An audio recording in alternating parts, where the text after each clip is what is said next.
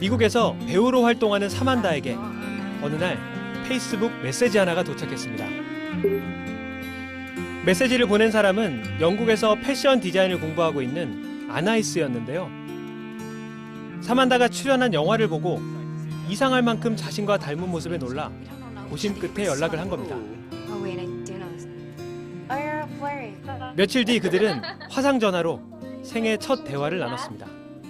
Oh my God, you're European!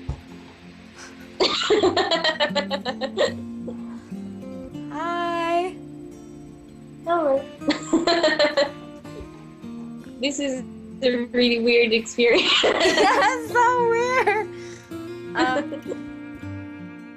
Hi, EBS TV News. I'm Samantha Fetterman. And I'm Anais Borgi.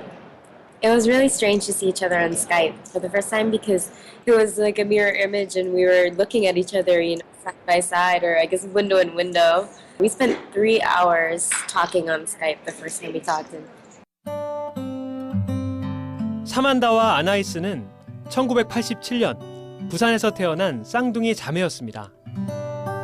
생후 3개월 만에 서로 다른 입양기관을 통해 사만다는 미국 뉴저지로, 아나이스는 프랑스 파리로 입양되었던 거죠. 입양 서류에는 친부모나 형제 자매에 대한 기록이 나와 있지 않기 때문에 그들은 자신에게 쌍둥이 자매가 있을 거라곤 상상도 못했습니다. 혈육에 대한 강한 끌림에 그들은 만사를 제쳐놓고 만나기로 했습니다. 헤어진 지 25년 만의 일이었죠. It was really strange, the feeling of being in the same room physically. Yeah, it must have been, I don't know. I mean, there's nothing beats the first time that we met each other. And I'll never forget that moment, 사만다와 아나이스는 서로에 대해 알아가기 시작했습니다. 각자의 가족과 친구들도 만났죠. 평생을 떨어져 지냈지만 두 사람에게는 공통점이 많았습니다. 웃음소리가 비슷했고 똑같은 음식을 좋아하며 하루에 10시간은 자야 한다는 수면 습관까지도 같았죠. 서로의 존재조차 몰랐던 두 사람은 서로를 알아가며 진정한 자매가 되어가고 있습니다. 이들은 친부모를 찾기 위해 함께 한국에도 왔었지만 만날 수는 없었다고 하는데요. 하지만 크게 상심하진 않았습니다. We tried to reach out, but unfortunately we haven't had a successful connection yet. So maybe in the future at some point. Since we're both interracial adoptions, so our parents are Caucasian. Both sets of parents taught us from day one that we were adopted. 최근에 미국의 한 영화제에서 이들의 만남과 지난 2년간의 여정을 기록한 다큐멘터리가 공개됐는데요. 이 자매의 이야기는 많은 사람들에게 국경을 넘어선 감동을 주고 있습니다. Hey Korea, thank you so much for watching our story. We're so proud to be showing it to Korean people, our people as well. So. Will we sound American in French? We love Korean. 지금까지 사만다 퍼터맨과 아나이스 보르디에 자매의 이야기였습니다.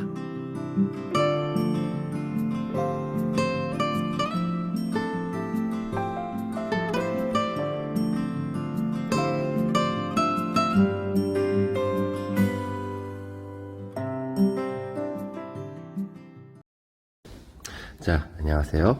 자, 저번 시간에 공부하셨던 최적 씨의 강의 핵심적 내용을 함께 공부해 보도록 하겠습니다. 기본권의 제한 파트인데요. 여러분들 프린트 38페이지가 되겠습니다. 프린트 38페이지를 보시면 자, 기본권의 제한에 대해서 나와 있는데요. 자, 오른쪽에 헌법 제37조 2항을 따와왔어요. 이 내용은 문제에도 있는데요. 여러분들이 외워주셨으면 좋겠습니다. 37조 2항이라고 하는 것은 국민의 모든 자유와 권리는 국가안전보장, 질서유지 또는 공공복리를 위하여 필요한 경우에 하나여 법률로서 제한할 수 있으며 제한하는 경우에도 자유와 권리의 본질적 내용은 침해할 수 없다. 이렇게 나와 있네요. 근데 여기서 여러분들이 알아주시는 세 가지가 있습니다. 첫 번째는 뭐냐면 잘 보세요. 국민의 모든 자유와 권리는 국가안전보장, 질서유지, 공공복리를 위하여 필요한 경우에 법률이라고 하는 문서로 제한할 수가 있으며 라고 되어 있죠. 문서로 기본권을 제한할 수 있대요. 누가? 국가가 법률이라고 하는 문서를 통해서 국민의 기본권을 제한할 수 있다고 합니다. 그렇다면 이 내용은 굳이 구분하고 표현한다면 자연법과 실정법의 성향 중에서 어떤 성향이 강하다고 볼 수 있을까요? 국가가 주체가 돼서 법률로 기본권, 국민의 기본권을 제한한다는 얘기니까 이 부분은 실정법적 성향이 더 강하다라고 얘기할 수가 있겠죠. 그죠?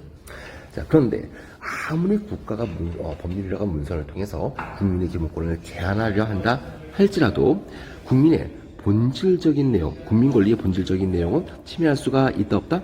없다라고 되어 있습니다. 그러니까 국가가 뭘 어떤 짓을 하더라도 또 법률에 어떤 내용을 썼다 할지라도 국민의 권리, 그 국민 권리의 본질적인 부분은 국가가 있든 없든 법률이 있든 없든 어떤 경우를 할지라도 침해될 수 없다라고 표현을 하고 있으니까 요 마지막 문구는 자연법과 실정법 중에서 어떤 성향이 강할까요? 자연법적 성향이 강한 겁니다. 아시겠죠? 여기서 여러분들 알아두셔야 될 첫 번째 내용, 기본권을 제한하는 그 헌법 내용에도 뭐가 담겨있다? 실정법적 성향과 자연법적 성향이 함께 담겨 있다라고 하는 것을 꼭 기억해 두셔야 돼요. 국가가 법률을 통해서 기본권을 제한하는 부분은 실정법적 성향이 강한 것이고 어떤 경우를 할지라도 국민 권리의 본질적 부분은 침해될 수가 없다라고 하는 것은 시공을 초월해서 항상 불변의 것이니까 자연법적 성향이 강한 것이다 라고 여러분들이 알아두시면 좋겠습니다. 아시겠죠? 첫 번째 내용이에요. 이걸 풀어쓴 게 이렇게 최적시가 네 가지로 나눈 겁니다. 국민의 모든 자유와 권리는 질서유지, 국가안전보장, 공공복리 하나요. 법률로서 제한할 수 있으며 국가가 법률로서 제한을 하는데요. 실정법적 성향. 그렇다 할지라도 국가가 어떠하든 법률이 어떻게 나온다 할지라도 국민 권리의 본질적 내용은 침해돼서는 된다 안 된다? 안 된다. 이거는 국가 법률하고는 상관이 없는 내용이니까 자연법적 성향 이렇게 여러분들이 구분해서 알아주시면 되겠어요. 이게 첫 번째 내용이에요. 두 번째로 알아주실 내용은 뭐냐면 잘 보세요. 국민의 권리를 제한할 때 법률로서 제한하는 거예요. 헌법으로서 제한하는 거 아니에요. 아시겠죠? 그 다음에 대통령 명령으로 제한할 수 있다? 땡. 오케이? 오직 뭐로만 제한할 수 있다? 법률입니다. 법률. 헌법 아니야. 그 다음에 뭐? 대통령 명령 아니에요. 법률로서 제한하는 거예요. 아시겠죠? 요거 여러분들이 주의하셔야 될 두 번째 내용. 세 번째 내용입니다. 과잉금지 원칙이라고 해서 제한할 때 목적이 정당해야 되고 수단도 적절해야 되죠. 그렇죠? 법률에서 국민들이 공감할 수 있는 수단을 사용해야 되는 겁니다. 피해도 적을수록 좋겠죠. 자, 4번 조심하셔야 돼요. 법의 균형성, 법익의 균형성 이게 나와있죠. 법익이 균형하다는 얘기는 공익이 사익보다 커야 된다는 얘기예요. 즉 무슨 말이냐면 피해받는 사익이 작으면 작을수록 이익되는 공익이 크면 클수록 법익이 균형적이다 라고 표현을 하는 겁니다. 아시겠죠? 그러니까 이익되는 공익이 작아지고 피해받는 사익이 커져서 이게 균등해진다. 이건 법익이 균형적이다 라고 얘기하지 않는 거예요. 다시 한번 얘기합니다. 공익과 사익과의 관계를 봤을 때 이익되는 공익과 피해받는 사익, 즉 기본권을 제한함으로써 특정 계층이 사익의 피해를 받을 거 아니에요. 피해받는 사익과 그 다음에 전체가 얻게 되는 이 공익을 비교해 봤을 때 전체가 얻게 되는 공익이 크면 클수록 그리고 몇몇 사람들이 받게 되는 그 피해, 개인적 피해 있죠. 그 피해받는 사익이 작으면 작을수록 법익이 균형적이다. 이렇게 표현을 하는 겁니다. 아시겠죠? 이거를 이 선지에서 장난칠 수가 있거든요. 이익되는 공익이 작아지고 그리고 피해받는 사익이 커져서 균등해질수록 법익의 균형성이 맞춰지는 것이다. 이렇게 표현되기도 해요. 땡이에요, 땡. 다시 한번 표현합니다. 법익의 균형성이 잘 맞춰졌다라고 하는 말은 피해받는 사익, 기본권을 제한함으로써 피해받는 사익이 적으면 적을수록 그리고 전체에서 이익되는 공익이 커지면 커질수록 법익은 어떻다? 균형적이다. 이렇게 여러분들이 이해하셔야 돼요. 아시겠죠? 이게 기본권 제한에서 여러분들이 알아주셔야 될 세 가지 내용이 되겠습니다. 다시 한번. 첫째, 이거 읽어볼게요. 국민의 모든 자유와 권리는 파란색으로 해볼까요? 국민의 모든 자유와 권리는 국가안전보장, 질서유지, 공공복리를 위하여 필요한 경우에 하나여 뭐로 제한할 수 있다? 법률로서 제한할 수 있다. 대통령 명령 땡, 헌법 땡이에요. 법률로서 제한할 수가 있습니다. 왜? 이 국가의 상황, 이 시대 상황이라고 하는 건 시대적으로 계속해서 바뀔 수가 있기 때문에 헌법은 바꾸기가 너무너무 어렵거든요. 그러니까 상황에 대해서 법률로서 바꾸면서 제한할 수가 있게끔 만드는 겁니다. 법률로서 제한하는 거예요. 자, 이 부분은 또 실정법이다, 자연법이다. 어떤 성향이 더 강하다? 실정법적 성향이 강하다. 그리고 제한하는 경우에도 이 자유와 권리의 본질적 내용을 침해할 수는 없다. 이건 뭐라고? 국가 권리 어떤 법률도 국민의 권리의 본질은 침해할 수 없는 거예요. 시공을 초월하는 거죠. 자연법적 성향이 강하다. 공부했던 내용입니다. 그리고 이 부분에서 제한하더라도 본질적인 내용을 침해할 수 없다. 이 내용을 과잉금지 원칙으로 표현을 한 건데요. 목적은 어떻다? 정당해야 된다. 수단도 적절해야 된다. 피해도 최소화해야 된다. 그 다음에 마지막 이거 알아두라고 했었죠. 법익이 균형성이 있어야 된다. 균형성이 있어야 된다고 하는 것은 이익되는 공익과 피해받는 사익이 같아질수록 균형성이 있는 게 아니에요. 이익되는 공익이 피해받는 사익보다 커지면 커질수록 법익은 균형성을 맞췄다라고 표현한다라고 하는 것을 잘 기억해 두시길 바랍니다. 자, 이 내용 정돈해 주시길 바라요. 자, 그 다음에 수능 특강 문제를 좀 추가적으로 풀어보도록 하겠습니다.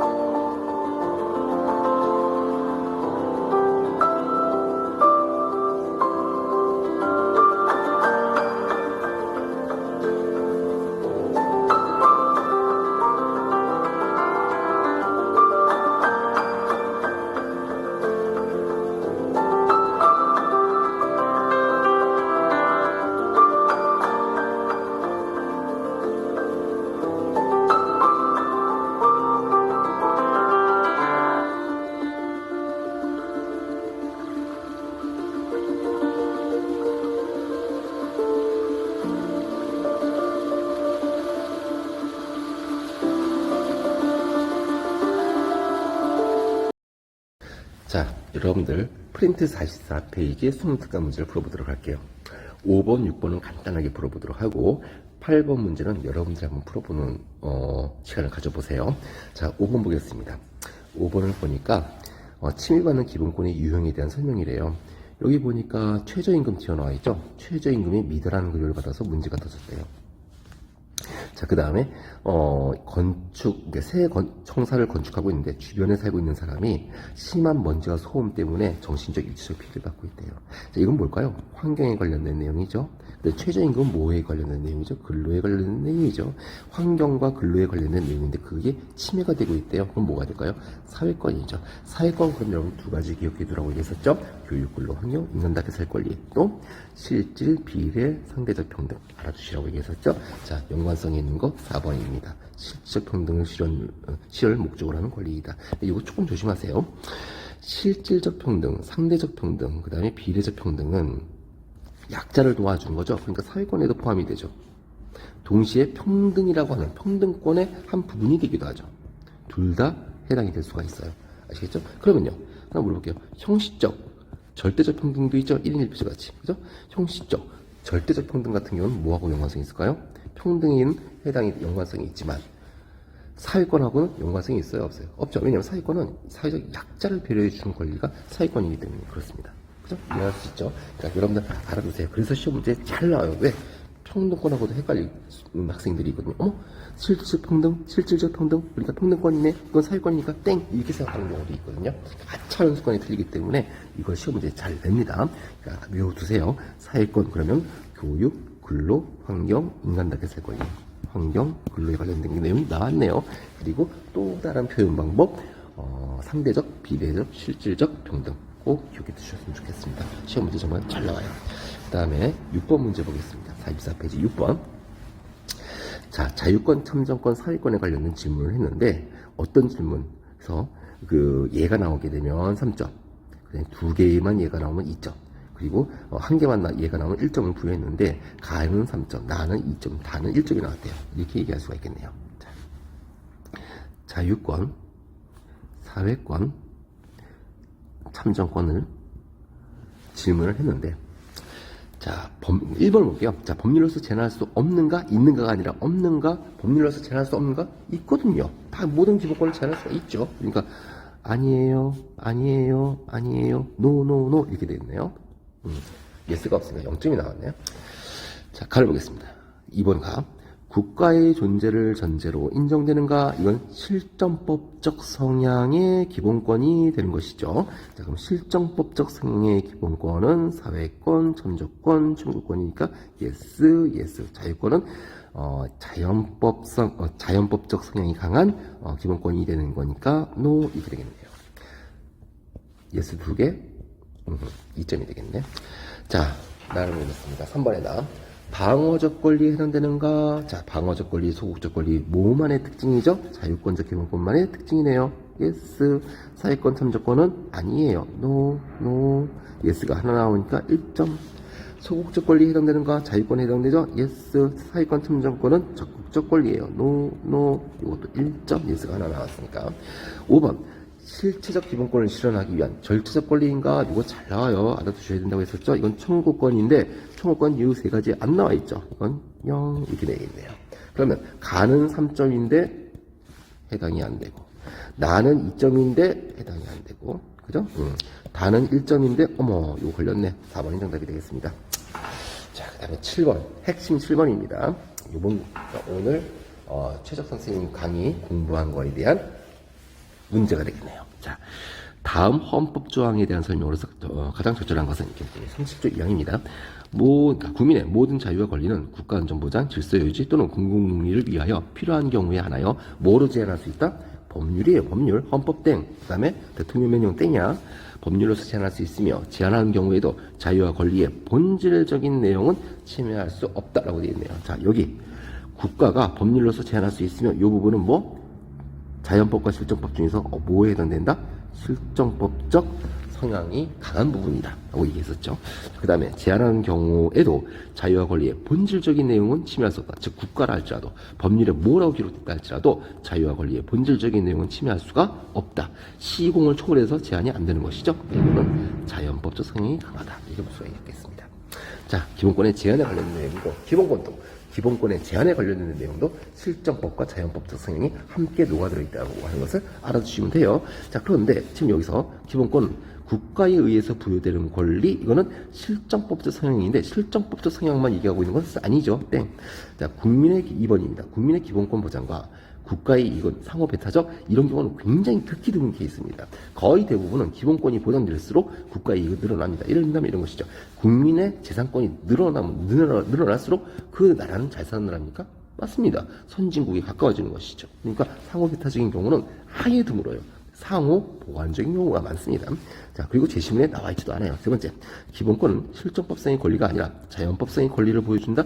둘 다 녹아들어 있는 것이 기본권이라고 했었고요. 요 내용 제시문하고 연관성이 없어요. 네 번째, 국가 권력에 의해서 국민의 기본권을 효과적으로 제한하는 방법을 제시하고 있다. 제시문에도 안 나와 있고, 국민의 기본권을 효과적으로 제한하는 것이 중요한 것이 아니라 최소한도로 제한하는 것이 중요한 겁니다. 해당이 안 되겠네요. 다섯 번째, 법률에 의해 기본권을 제한하더라도 그 제한에 있어서 한계가 있음을 밝히고 있다. 자, 이거 알아두셨으면 좋겠습니다. 자, 이게 뭡니까? 제한하더라도 깡그리 제한해서는 안 된다. 본질적인 부분을 침해할 수는 없다. 이 얘기예요. 답은 몇 번? 5번입니다. 자, 예를 들어서 이게 구체적으로는 이렇게도 표현이 돼요. 이런 다음에 이런 것이죠. 기본권을 제한하더라도 본질적인 내용을 침해할 수는 없다. 자, 여러분들 자유권 중에서 끼경권이라고 하세요. 끼경권. 끼연권. 끼자는 이거 담배, 그러니까 한자입니다. 한자. 우리나라 말이 아니라 만끽하다의 끼자예요. 그래서 흡연을 만끽하다 이런 뜻이거든요. 그러니까 자유권 중에 있습니다. 근데 여러분들 공공복리를 위해서 흡연을 제재하죠. 끼연권을 제한합니다. 그러니까 공항이라든지 아니면은 고속도로의 휴게소라든지 공공장소에서 흡연 못하죠. 그죠? 기본권을 제한한 거예요. 하지만 본질적인 제한을 본질적인 부분을 제한할 수 없다. 이 말은 뭐냐면은 깡그리 못 피게 할 수는 없다는 얘기예요. 그래서 공공장소에서 즉 공항이나 아니면 고속도로 휴게소에서 아주 멀찌감치에 조그만 부스를 만들어가지고 거기서만 담배를 피우게끔 하죠. 그래서 공익에 피해를 안 주게끔 하는 겁니다. 이런 것들이 본질적인 내용을 침해할 수 없다. 이렇게 표현이 되는 거예요. 깡그리 없애버릴 수는 없다. 이 얘기입니다. 권리를. 아시겠죠? 예를 들면 몇 개를 더 들어보도록 할게요. 집회와 시위를 하게 되면 시끄럽죠. 그죠? 그래서 주택가 주변은 집회 시위가 좀 안 됩니다. 제한돼요. 그리고 저녁 시간도 제한됩니다. 쉬어야 되니까.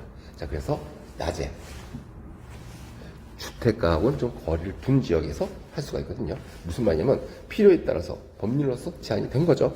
하지만 제한하더라도 집회 시위를 깡그리 못하게는 할 수 없는 겁니다. 그 깡그리 못하게 할 수 없다라고 하는 것이 본질적인 내용을 침해할 수 없다. 이렇게 표현이 되는 거예요. 아시겠죠? 이런 다음 또 하나만 더 예를 들어보도록 할게요. 악플 있죠, 악플. 악플 다는 것 때문에 니플 다는 것을 깡그리 못하게 할 수는 없는 겁니다. 이런 것들이 본질적인 권리에, 국민 권리에 본질적인 내용을 침해할 수는 없다. 이렇게 표현이 되는 거예요. 아시겠죠? 자, 7번에다 5번 알아주시겠으면 좋겠고요. 8번 볼 텐데 8번 여러분들한테 한번 푸는 시간을 드리도록 할게요. 어렵지 않으니까 한번 잘 풀어보도록 하세요. 답은 3번이에요. 아시겠죠? 자, 이렇게 정도를 하도록 하고 그 다음 실전 문제 몇 문제만 더 풀어보도록 하겠습니다.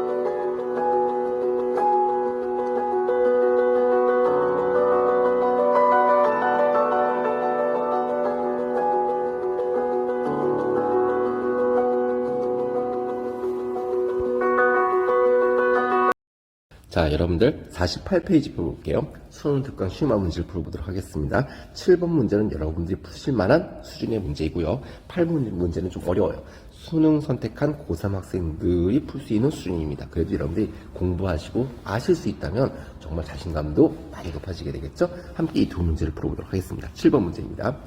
자, 빈칸 가에 들어갈 학생의 답변으로 가장 적절한 것은, 자, 우리 헌법에 따르면 다음과 같은 법률의 제정은 불가능합니다. 그 이유는 무엇일까요?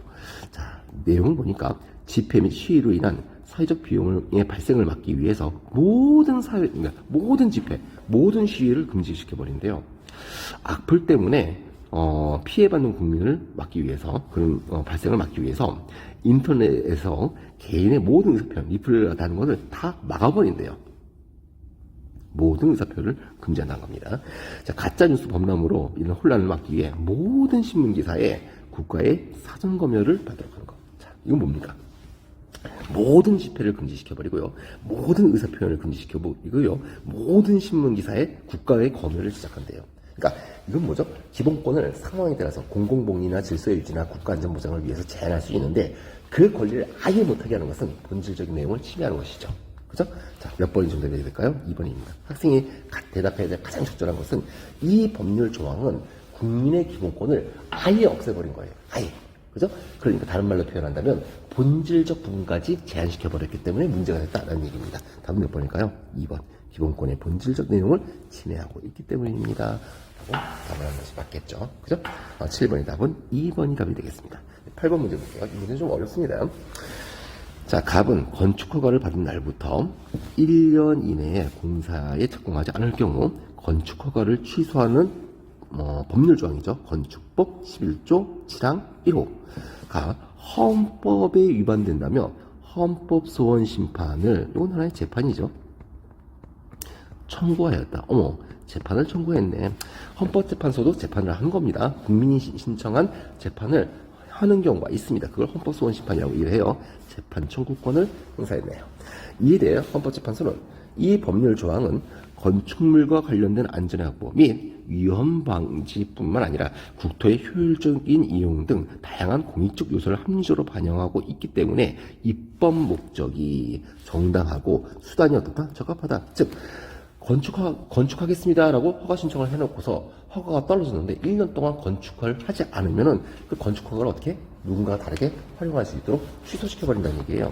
그것이 국가의 공공이익, 그 다음에 건축의 효율적 이용을 위해서 필요 없다는 얘기입니다.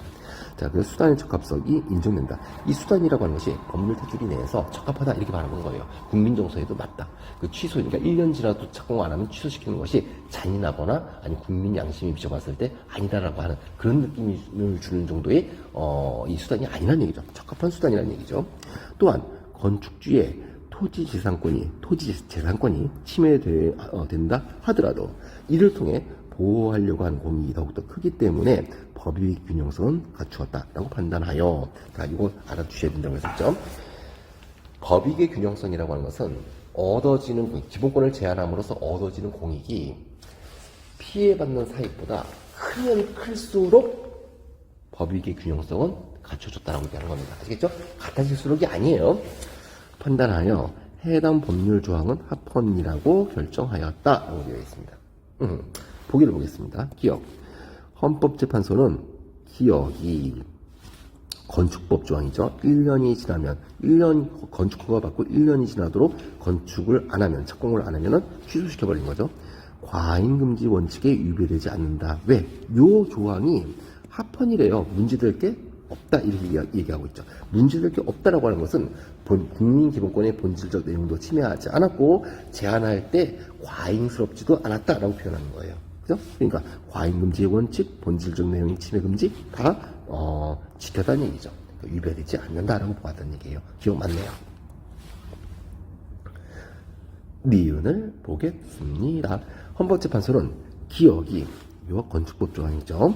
공공복리를 위해 개인의 기본권을 제한하고 있음을 인정하였다. 자, 국민이 공공복리 질서유지 국가안전보장에 의해서 국민의 기본권을 제한하는 것은 있을 수 있는 일입니다. 근데 문제는 본질적 권리를 침해할 수 없고 동시에 과잉스럽게 침해해서는 안 된다는 내용입니다. 자, 근데 지금 여기서는 기본권을 제한하는 내용이라고 하는 것은 인정하지만 과잉스럽지도 않았고 본질적인 내용도 침해하지 않았다라고 본 거예요. 그러니까 합헌이라고 본 거니까 맞는 말이 되겠네요.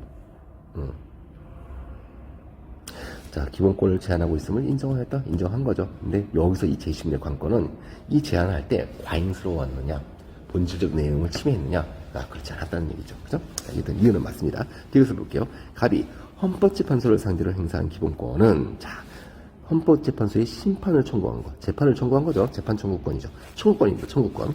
이 청구권이라고 하는 것은 수단적이고 절차적 성격을 띈다. 맞나요? 청구권이라고 하는 것은 기본권 보장을 위한 수단적 권리이고 동시에 실체적 성격이 아니라 절차적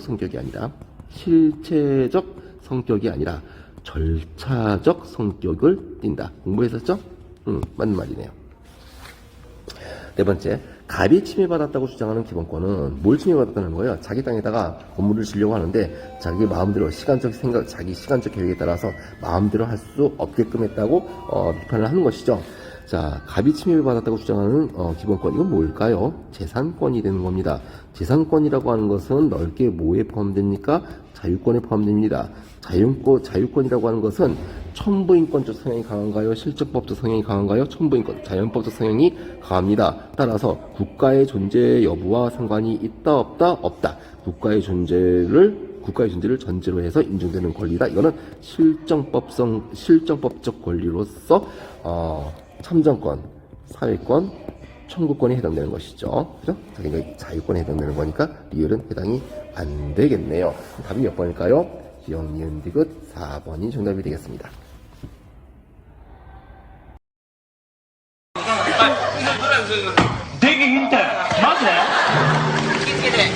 こうしてタクシーは走り出した。あとはスタントに移るきっかけだけである。手をつかむためドライバーが誘導尋問を開始。急いだ方がよろしいですか？はい、できれば、はい、してください。誘導尋問成功。あとは急ぐだけ。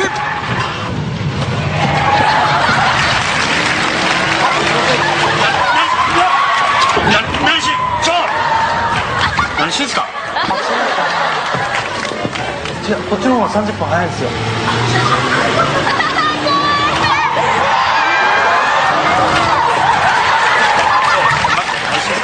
こっちに行かないと、こっちの方が早いんですよ。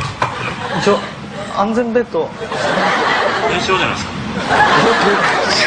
やってるんですよ。一応安全のためにね。大丈夫です。いなくても。急がなくていいですよ。お前誰やねん。そっちけお前。いや本当です本当に。おかしいやんこんなん。前見ろや。前見ろや。工事してるやん。工事。前見ろやちゃんと。危ないやろほら。いや。いや。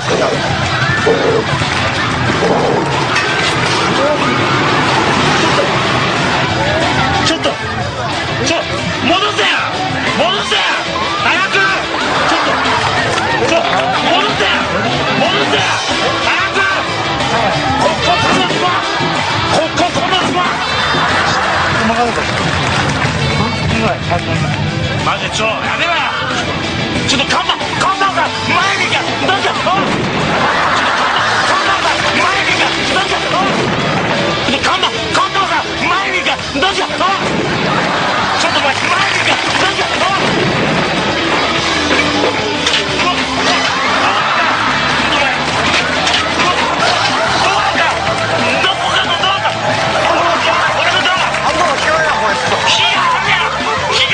大丈夫だと思うんだけど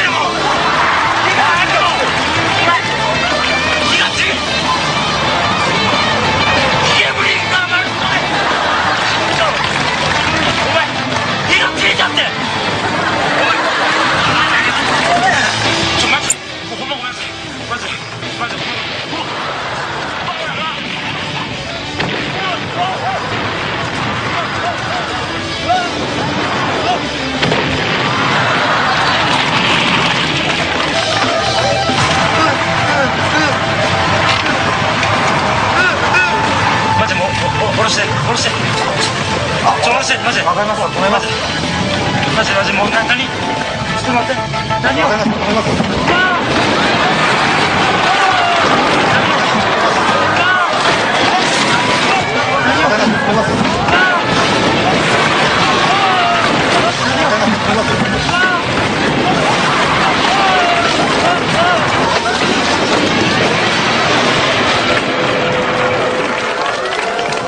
止まったもうこれダメだな。お客さん大丈夫ですか。660円。660円。出さへんよ。お前アホやろ。 일단 기본권을 제한할 수 있냐라고 물어보면 제한할 수 있다부터 출발하셔야 돼요. 만약에 아니 기본권인데 왜 어떻게 제한이 돼? 라고 하면 37조 2항을 아예 읽어보지도 않은 것 같은 느낌이 들어요. 상당히 좀 부족합니다. 그러니까 기본권을 제한할 수 있는데, 그럼 그때 말하는 기본권은 뭔데요? 국민의 모든 자유와 권리는 이렇게 써 있습니다. 그러니까 기본권 제한의 대상이 되는 거죠. 국가안전보장, 나라의 안보죠, 안보. 그 다음에 뭐 질서 유지라든지 공공복리를 위하여, 이거를 기본권 제한의 목적이라고 부르고요. 필요한 경우에 하나요. 그러니까 뭐 필요도 없는데 일정한 수준을 넘어서는 정도의 기본권 제한 안 된다 이거죠. 그러면 침해에 이른다라고 얘기할 거고, 법률로서만 제한할 수 있습니다. 법률로서. 일단 이게 원칙이에요. 뭐 예외도 있다고 하긴 하는데 일단 여러분들은 법률로서라는 말을 좀 살려두시고, 제한할 수 있되, 제한한다 하더라도 기본권의 본질적인 내용을 침해하지 마라, 뭐 이런 식이거든요. 내용 침해 금지. 자, 일단 여기까지 썼죠. 그럼 이거에 헌법 37조 2항을 그대로 좀 풀어서 옮겨온 건데, 자, 이 문장을 가지고 헌법재판소가 어떠한 원칙을 정립을 했습니다. 그게 바로 우리 그 전에 완강 코드에도 있었던 건데요. 과잉금지 원칙입니다. 이 과잉금지 원칙, 자, 이런 식이죠. 기본권을 제한할 수 있다 있는데, 기본권 제한이 과잉하면 안 된다. 그러면 예를 들면 이런 거예요. 과잉금지 원칙을 만약에 준수했어요. 잘 보셔야 돼요, 여러분. 이걸 준수했다 그러면 그건 과잉한 게 아니죠. 그러면 그게 기본권 침해에 이른 건 아니고요. 그러니까 당연히 이거는 합헌이 됩니다. 헌법 정신에 합치한다. 가능하다 이런 얘기입니다. 그런데 만약에 과잉금지 원칙을 준수하지 않았어요. 위배했습니다. 그러면 과잉한 거죠. 과잉했으니까 기본권이 침해에 이른 거고, 자, 그 다음에 이거는 위헌 이렇게 나오는 겁니다. 그러니까 이런 걸 판단할 수 있는 기관이 어디? 네, 헌법재판소다라고 생각을 하면, 그래서 기본권을 뒤에 있는 헌법재판소와 묶어서 정리를 하면 아주 효율적이다라고 이야기하는 거고, 그때 헌법재판소가 정립했던 과잉금지 원칙은 총 4가지의 세부 사항으로 정리가 되는데, 야, 기본권 제한할 때 목적이 정당해야 되지 않겠냐라고 하면 이 기본권 제한의 목적은 바로 여기서 끌어다 쓰면 됩니다. 이렇게 국가안전보장, 질서유지, 공공복리. 그리고 당연히 법률이라는 게 준비되어 있어야 됩니다. 그래서 기본권 제한의 수단이 적절해야 됩니다. 법률도 마련되어 있어야 되고, 그 기본권을 제한하는 방법 자체가 적절해야 되고요. 그리고 그 기본권 제한에 따르는 국민들의 피해는 최소에 그쳐야 하며, 기본권 제한을 통해서 얻으려는 이 공익의 증가, 그것과 국민들이 좀 불편하고 좀 번거롭고 한 이 사익의 감소가 균형을 갖춰야 된다라고 이야기합니다. 법익의 균형성. 자, 일단 여기까지 적었죠. 근데 시험 문제 풀 때는 여기는 하나, 둘, 셋, 넷, 이 4가지를 다 갖추어야, 4가지를 다 갖추어야 준수한다 이렇게 얘기합니다. 그래서 여기다가 뭐 1번, 2번, 3번, 4번이라고 표시하면 준수한다는 건 아까 얘기했던 것처럼 1번, 2번, 3번, 4번을 다 갖춰야 준수한 겁니다. 위배했다는 건 무슨 말? 1, 2, 3, 4 중에 어느 하나만 어겨도 그냥 과잉금지 원칙을 안 지켰다 이렇게 얘기하죠. 그러니까 이런 식으로 나오는 거예요. 비록 목적은 정당하고 수단도 적절하나 법익의 균형성이 인정되지 않아 위헌, 뭐 이런 식으로. 문제를 좀 풀어보면 차근차근 될 겁니다. 선생님이 좀 빠른 속도로 요약하는 건 이것만 여러분이 달달 외운다고 되는 게 아니고요. 이런 기본권 제한의 한계를 설정한 취지를 좀 생각해 보시면, 당연히 국민들의 기본권을 보장하는 게 더욱더 두터워져야 되는데, 제한한다 그러면 당연히 그게 아주 필요한 경우에 한하여 최소에 그쳐야 되고 하는 이런 가이드라인이 있다라고 생각을 하시면 이건 기본권 제한의 한계라고 부릅니다. 자, 다시 한번. 기본권을 제한할 수 있긴 한데 이 기본권 제한에도 뭐가 있다고요? 한계가 있다고요. 아무 때거나 마구잡이식으로 막무가내로 제한할 수 있는 것은 아니다. 까지 됐습니다.